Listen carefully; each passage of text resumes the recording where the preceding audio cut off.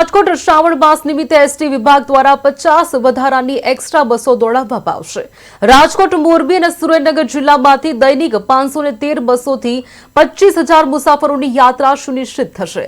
25મીથી સોમનાથ, દ્વારકા, ગેલા અને સોમનાથ અને અમદાવાદ માટે વધારાની બસો જશે, જેના કારણે લગભગ 2500 શ્રદ્ધાળુઓને સરળતા મળશે। એસટી ડિવિઝનની દૈનિક આવક ₹60 લાખથી વધી તહેવાર દરમિયાન ₹70 લાખ સુધી પહોંચવાની અપેક્ષા છે।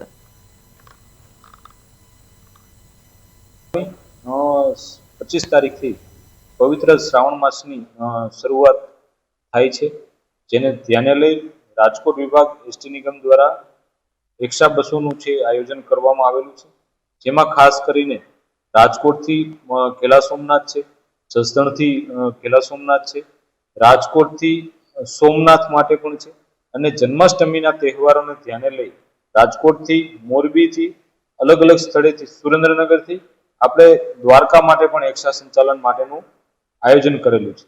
સાથે સાથે મુસાફરો આ દરમિયાન અમારા જીએસઆરટીસીમાં ઓનલાઈન રિઝર્વેશનની પણ સુવિધા આપવામાં આવેલી છે।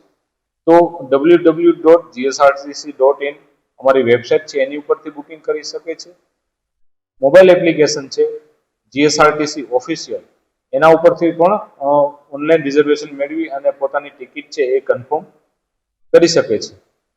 તો આ તહેવારો દરમિયાન છે એ રાજકોટ વિભાગ દ્વારા છે ટોટલ 3 જિલ્લાની અંદર રાજકોટ, સુરેન્દ્રનગર અને મોરબી, આ ત્રણેય જિલ્લાને થઈ અને 50 જેટલી એક્સ્ટ્રા બસોનું પણ આયોજન કરવામાં આવેલું છે।